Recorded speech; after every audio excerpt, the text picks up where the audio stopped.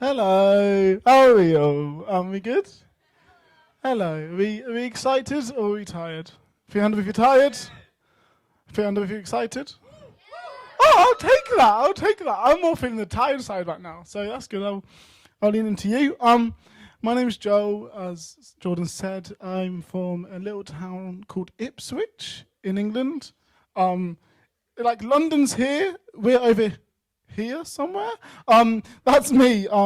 It's an honour to be here, guys. It's an honour to be in this country. This is my second time. I really like it here. It's an honour to be here at this conference, to be able to worship with 60 like-minded teenagers whose one goal is to share Jesus with their friends is incredible. It's really a privilege. I was just standing there in worship and I was just looking at you guys and thinking, wow, this is a room of world changers. This is a room who's going to go for God no matter what, and that's really powerful. And before I start, I really just want to publicly honour Jordan. If it wasn't for Jordan 5 years ago stepping out in faith, none of us would be here. If it wasn't for Jordan 5 years ago stepping out in faith and starting a small event in his town, we wouldn't be able to be part of seeing 1,500 teenagers give some sort of commitment to Christ. How cool is that? Jordan, thank you for your faith. We love you. So he asked me to speak on the Great Commission.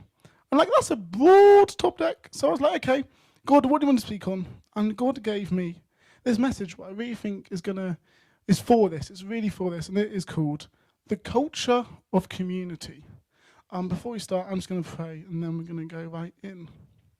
Dear Lord, thank you for this room. Lord, thank you for your love.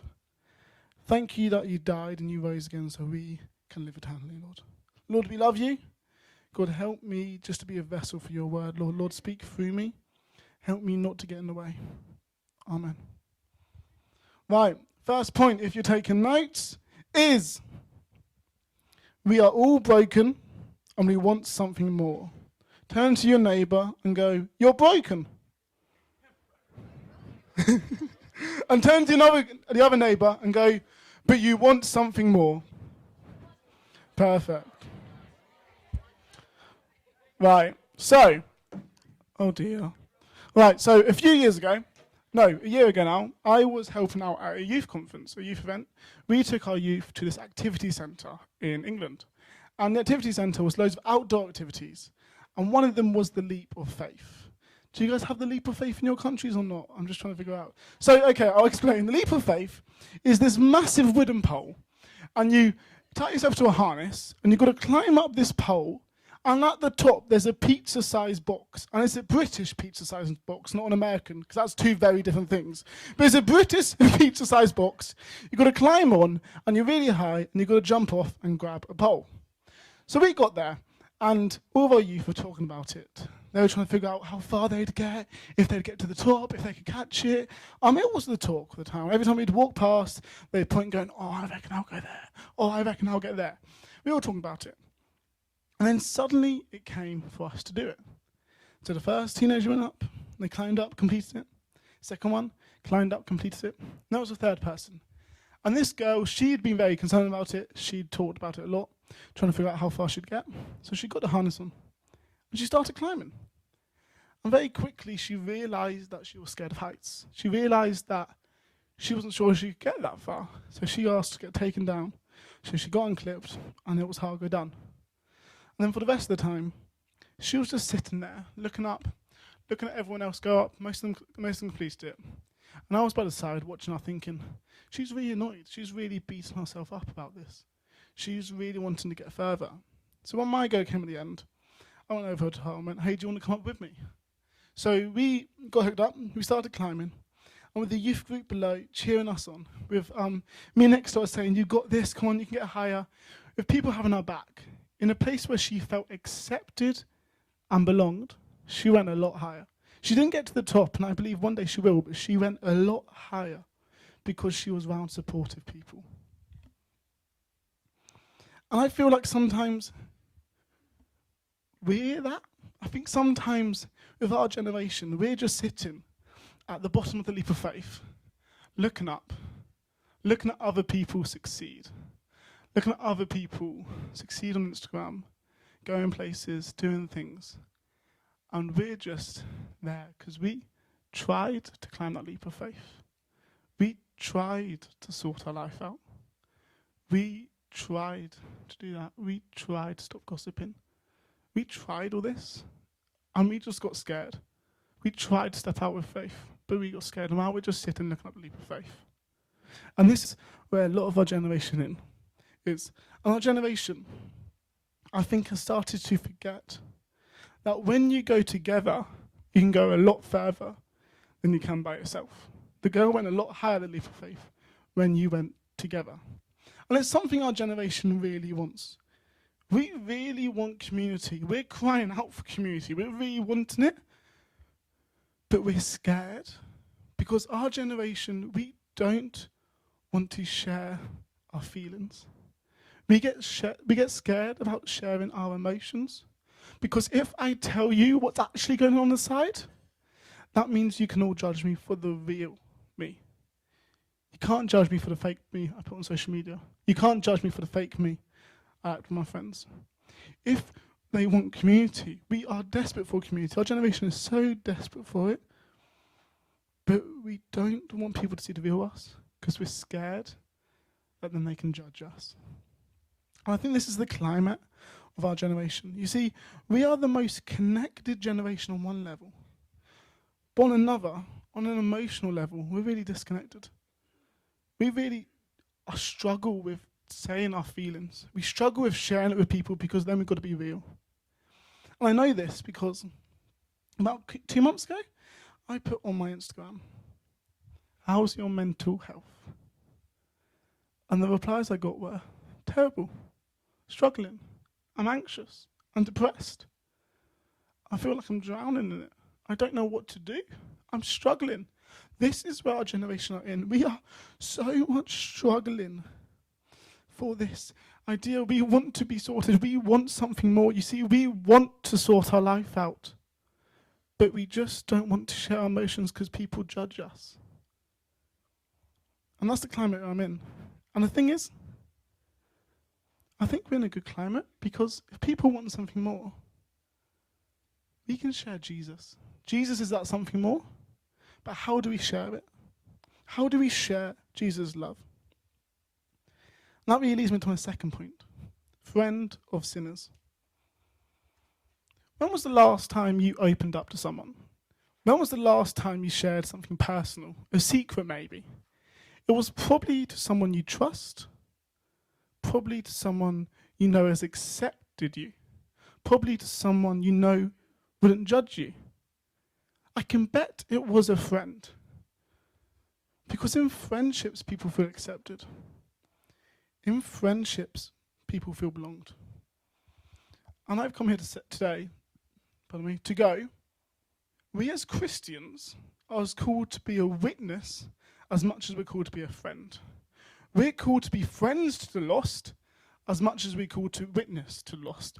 And I think we struggle with the friendship aspect. We forget about the friendship aspect because we're so excited about Jesus. I think he's an incredible person to be excited about. We are so excited and passionate about who Jesus is that we forget the friendship aspect. And the thing is, we're meant to be the best friends to ever have. Remember what it said in John? A new commandment I give to you, that you love one another, even as I have loved you, that you also love one another. Because by this, all men will know that you are my disciples, if you have love for one another. So here it's going. We are recognized as Jesus followers. We are recognized as Christians by the way we love. We are recognized by Christians as the way we accept, as our friendships. And this got me wondering. I was thinking, are we though? Is that how we're recognized to the world? So I went onto Google and I typed in, what is a Christian? I thought that was a good place to start. And one of the first things that came up was 3 things Christians do what non-Christians hate. First one was judge. Second one was be hypocritical. Third one was we are terrible friends. And it's got me wondering, have we lost the meaning of Christianity? Have we forgotten what it actually means to be a Christian? Have we forgotten that we are called to love our neighbour? Have we forgotten that we are called to be friends with the lost? Because wasn't Jesus' nickname friend of sinners? Wasn't Jesus' nickname friend of sinners? He attracted sinners. Sinners were drawn to him. That's why we're all here. We've all realised we're messed up. We've all realised that we're lost, that we can't do this by ourselves. We've realised that, so we were drawn to Jesus. And so were people in the Bible. Tax collectors and prostitutes, to name a few, who were drawn to Jesus. They were drawn to his acceptance. They were drawn to his love. So he attracted sinners. Do we attract the lost? Do we as Christians attract the lost? Because I feel like I've got a thought that if we ask non-Christians, are we friends of sinners? I think they'd give us a new title. I think it would be avoid sinners at all costs.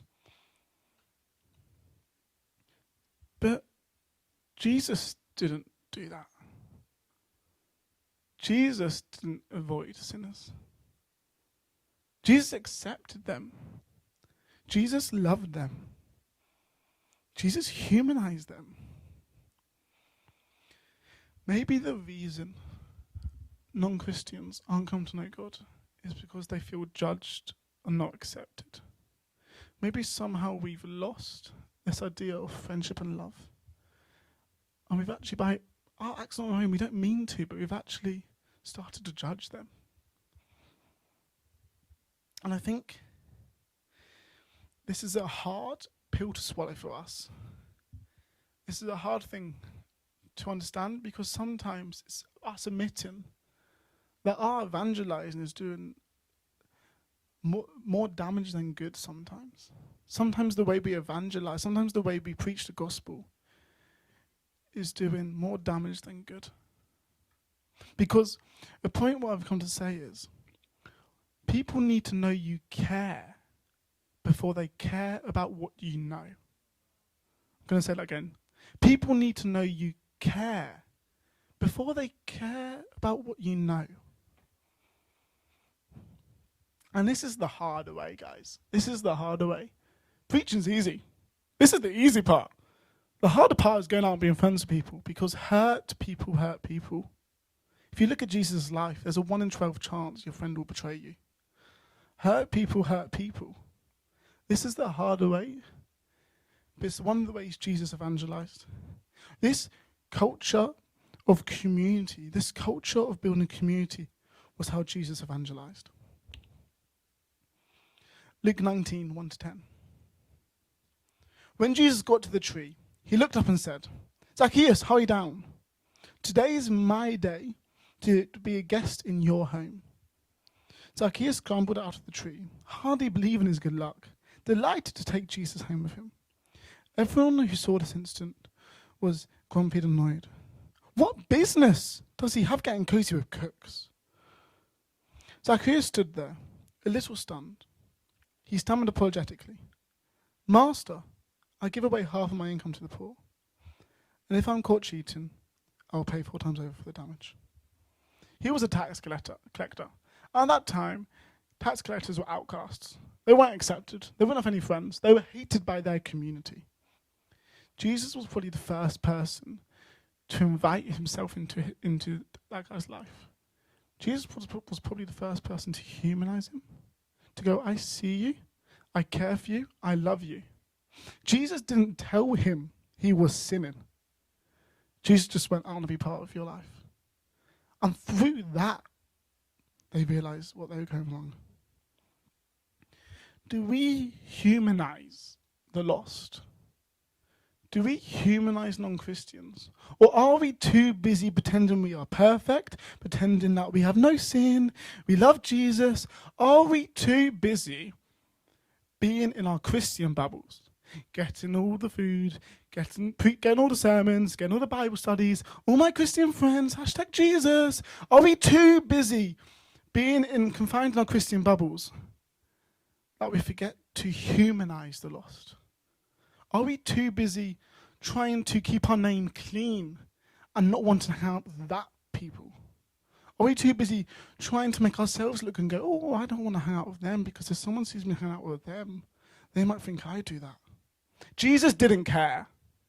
Jesus didn't care how he looked to everyone. He cared what was true and what was right. Do we humanize the lost, or do we leave them there and we stay in our Christian bubbles? Are you guys starting to get it? Thank you. At least one. I'm going to preach to you now. Right. Secondly, women at the well. Jesus was at a well at midday, and a woman came along. And what we know is no one goes to the well at midday. If you go to the well at midday, that's when the socially rejected, the outcasts go. Because the normal people go in the afternoon when it's cooler. So we know this woman was outcast. We also know she had 5 husbands. And at that time, that was a bad thing. That was a socially rejected thing. So we know that she was socially rejected. And when Jesus went, can I have some water? And the significance of that was at that time for her to give you some water, because she was seen as religiously unclean. The water you got would be religiously unclean. So Jesus went, can I have some water? What he was saying was, I see your sin. I see how you've messed up. I see how unclean you are. But I still want to be part of you. I still want to love you. I still want to care for you. And then she started to ask questions. After she felt accepted, she started to ask questions. After she felt like she belonged and she wasn't judged, she asked questions. Do you know what happened? When she found Jesus, she went and ran back to the town and told everyone, told every person about Jesus. Imagine me for a minute if you were part of that town and you see this person you've rejected your whole life come and tell you about how someone's accepted them. How crazy would that be? This leads me to my third point. Community leads to revival. Imagine with me for a minute a generation what is free from sin. A generation what is free and secure in identity. A generation who's secure in what God says they are. A generation who's secure in love, secure in forgiveness. A generation who's going for God no matter what. That sounds like a generation of world changers. That sounds like a generation that can change the world. And one of the ways we can see that happen is through creating community. Because our generation, at the end of the day, just want to be known. They want to know that you know them. They want to know that you care for them. And the beautiful thing is when you feel accepted, when you feel belonged, you can explore and you flourish. When you know you've got people backing you, you can go a lot further. When you know that you've got people behind your back, you flourish and become a better person of yourself. A few years ago, we had this girl come into our youth group, and our youth group was pretty small, and it was all boys. We were all the same age. We were like, lads, hey, lads on tour, woohoo. That's how that was all banter, idiot. That was our whole youth group. So this shy girl comes in. Obviously, she just sat there and just prayed and was like, oh, I don't want to talk to them, yeah? She was shy. But then we went away to a youth camp. And you know your real self comes out at youth camp. So this girl spent a week with us, and she started to get a lot more belonged. She started to feel belonged, she started to feel accepted. We started to accept her and love her, and then she was able to flourish. She started to know Jesus, she got baptized, and she felt accepted. Then she became part of the lads on tour. She became part of it because she felt accepted and belonged. We flourish when we feel accepted. We flourish when we feel belonged. And there's always this happening in today's society. Gang culture. Gang culture is so high right now because people want to be accepted, and they're happy to be treated badly if they know they're accepted. We on Instagram, and I'm as much as most people. We post stuff crying out for acceptance. We post things hoping someone might like it. We post things hoping someone might think, oh, he's cool. We post things hoping someone might think that we're busy, we're entrepreneurial. We post things to try and feel accepted. So how does this apply to the Great Commission? How do we create community? Creating community means walking alongside people. It means loving them. It means caring for them. It means being there when no one else is. It means going, I choose you.